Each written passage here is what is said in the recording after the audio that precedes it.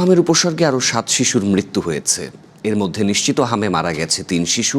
আজ স্বাস্থ্য অধিদপ্তরের নিয়মিত প্রতিবেদনে জানানো হয় এই তথ্য।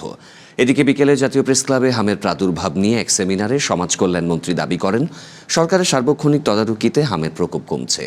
সেমিনারে স্বাস্থ্যমন্ত্রী জানিয়েছেন, ঈদের ছুটিতেও টিকাদান কার্যক্রম বন্ধ হবে না। তিনি বলেন, সরকারের লক্ষ্য একটাই, দ্রুত সময়ের মধ্যে প্রতিটি শিশুকে টিকার আওতায় এনে হামের বিস্তার রোধ করা।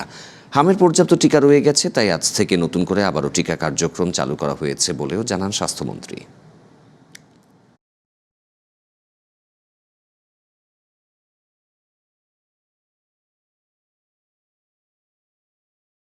যেইভাবে মানে অগ্রসর হচ্ছিল, যেইভাবে হামটা আক্রমণ করেছিল, আমরা যদি কিছুটা থ্রেট সৃষ্টি না করতে পারতাম, আমরা যদি এই ম্যাসিভ ভ্যাকসিনেশনে না যাইতাম, তাহলে কিন্তু একটা ভয়াবহ চিত্র দেশে ধারণ করে যেত।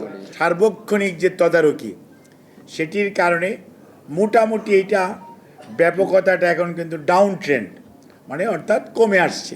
সচেতন হওয়া ভালো, বা ভীতিকর কোনো পরিস্থিতি সৃষ্টি করা আমাদের যাবে না।